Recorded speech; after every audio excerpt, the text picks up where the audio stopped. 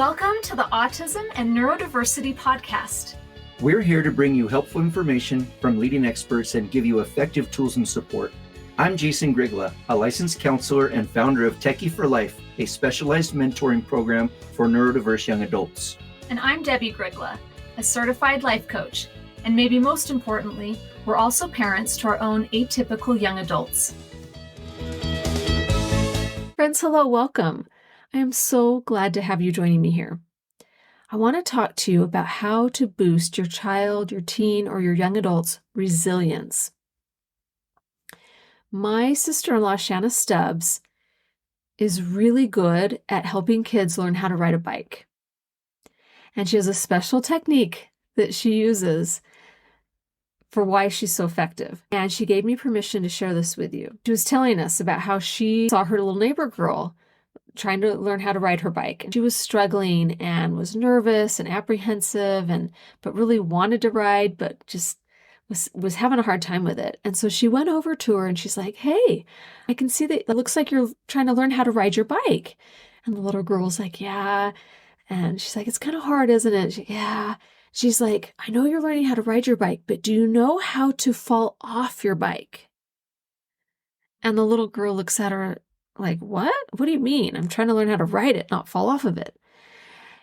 And Shanna says, "Yeah, it's really important. The first thing you want to learn if you're going to learn how to ride a bike is to know how to fall off of it." And so she practiced with this little girl how to fall off of it safely. And they did it over and over and over. And you could see, she's like, you could just see the confidence in this little girl as she discovered that she can fall off this bike and be okay. This is so brilliant on so many levels. When your child, teen, or young adult isn't afraid of failing, isn't afraid of falling off the bike, which they all fail a lot, okay? Our children, our teens, our young adults, they fail a lot.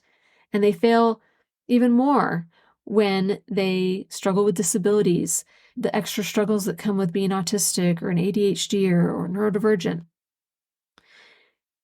But when they are not afraid of failing, they're going to have more resilience to eventually succeed at hard things, scary things. They're going to be willing to try more things and try harder and for longer. And when they don't have good resilience, when they have low resilience, they're just so much more likely to give up quickly or even refuse to try in the first place.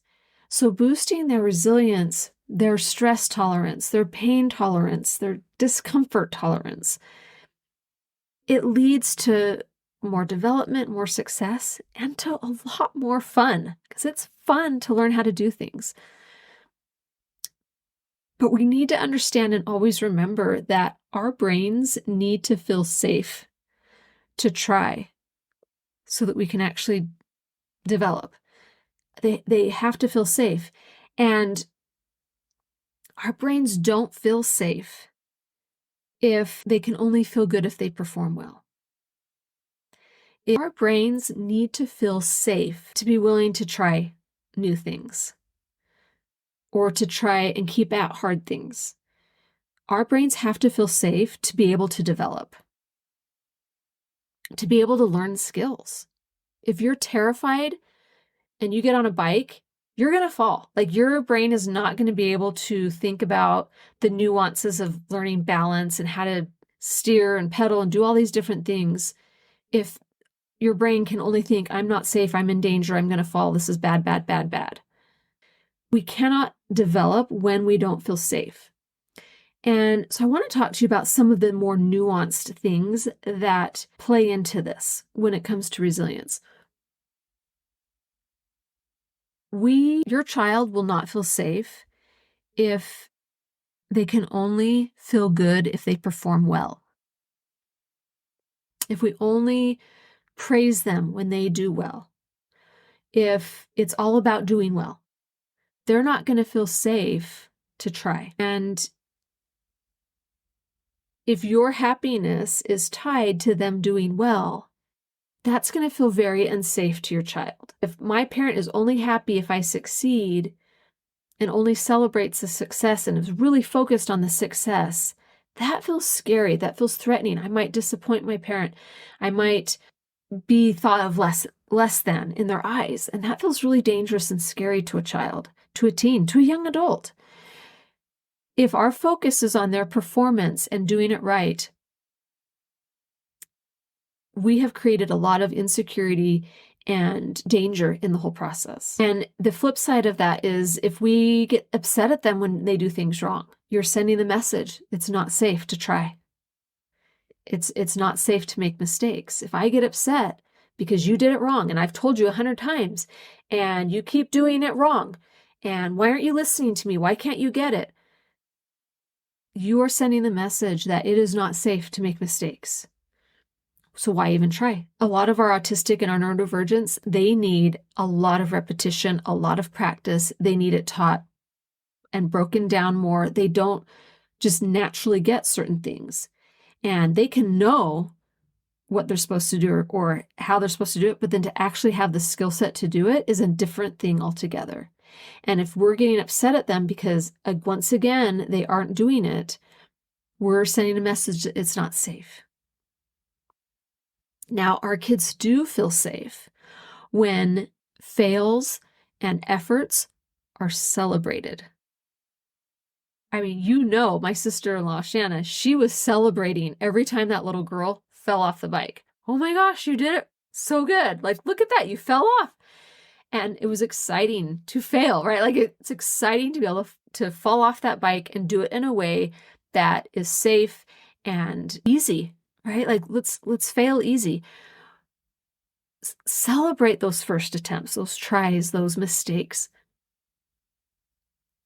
We really want to create an environment where we don't take fails personally.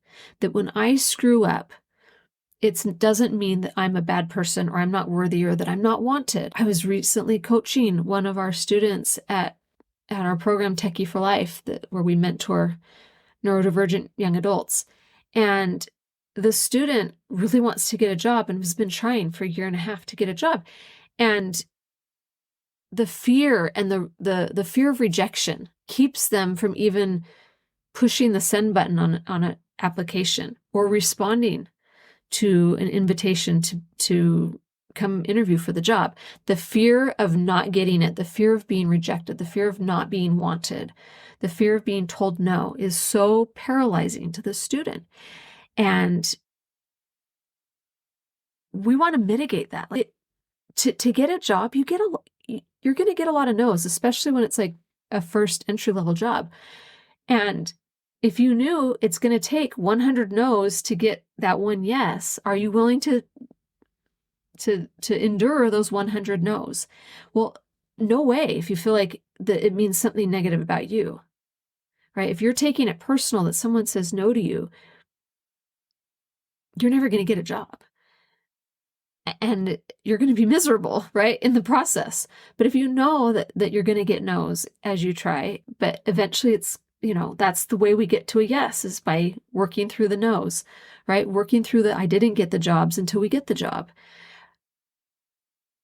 It's not about us personally, but so we want to be able to send that message. And that's when safety happens, is when it's not about us personally. It's just, this is what we go through to be able to be able to get a job. We have to learn how to get a job, and then it matches up, like, with the right employer to the right job and when they want you.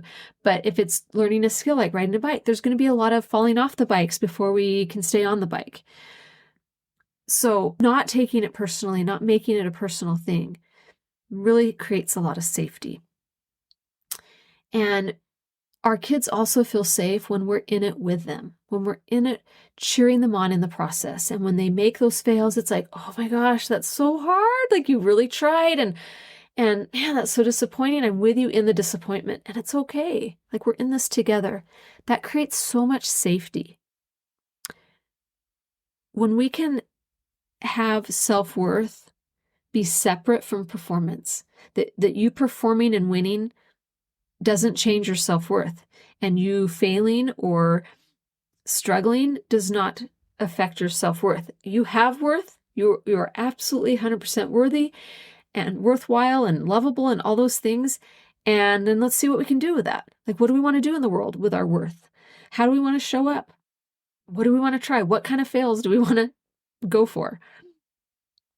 So how do we do this? How do we really create that safety that will help them be resilient? Well, the big one, and we keep talking about it here, but it's accepting that fails are a part of the journey, that this is just part of the journey, that it doesn't mean if I fail now, or if I fail a class, or I drop out of college, I fail out, that I can't at some point in the future go back and try again and maybe be successful. Fails are just a part of the journey. And maybe I don't get a degree. That doesn't mean I'm going to be a failure. Like, it just means that maybe wasn't my path. Fails are just a part of the journey. We're figuring out what works, what doesn't, and we're building skills in the process. When you stop focusing on them succeeding, or that we think that if they succeed at a thing, that's what makes us happy, and that we have to be happy, like, that takes some of that pressure and demand off of them. When we can just be relaxed about it, and whether they succeed or fail is irrelevant. We're just thrilled that they're trying, that they're pursuing something, that they're engaged, that they are failing. Because if they're failing, it means that they're actually trying, they're doing something. And I think it's really important as we take some of that demand and pressure off, which feels really unsafe and scary, that we lighten things up. It's not that big a deal. It's not the end of the world. Okay, we might be out money or time. It might be a little uncomfortable or disappointing or frustrating, but it's okay. I can lighten things up. And dare I say, even have a little bit of fun. Have some fun with it. I love to share with my kids that when I took Algebra 2, I think it was Algebra, or no, maybe it was Algebra 1, that year I had a teacher that it did not make sense to me. It was so hard, and I got a bad score, and I was the valedictorian in 8th grade, and I spoke at my 8th grade graduation. I was a straight A student, and then I go and I'm taking this Algebra 1 class, and I just did not do well in that class. And so the next year I took it again, and I had a different teacher, and I loved how she taught. It just clicked in my brain. She made it not just cold numbers, but she would talk about it in terms of relationships and how numbers relate to each other. And it made math come alive for me. And would you believe I got an A+? I nailed that class. But boy, that first time I took it, I failed miserably. It was terrible. It was so embarrassing. And I thought, I'm never going to be good at math. Come to find out, you get a great teacher, sometimes you might do better in it. And I actually found that I loved math. I loved it. I loved math. It was so mentally stimulating for me that year with that teacher. It just completely changed my experience of math. I love to share that fail, and then the cool win on the other side of that. To be able to do that, it's learning to trust the developmental process. It's learning that this failing and getting good at failing and being a really great support when our kids fail, this is the developmental process. And when you trust that, you can lighten up, you can create safety, and you can show up for them in ways that truly help them have more resilience to keep trying. And if you struggle with this, and I say this with the utmost, just absolute love for you. If you struggle with this, I need you to understand that this is about you. It is not about your child, teen, or young adult.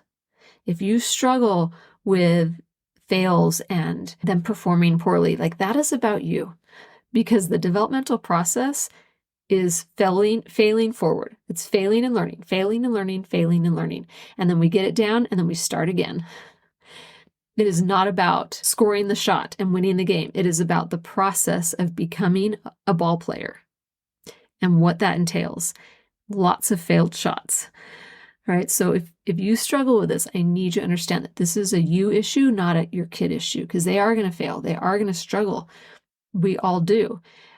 And if we're having a hard time with that, then there's something personal probably going on for you. What are you making your child's fails mean about you as a parent? And that is some work for you to do. This is what the work I do with so many parents. So you want to get support for yourself in that.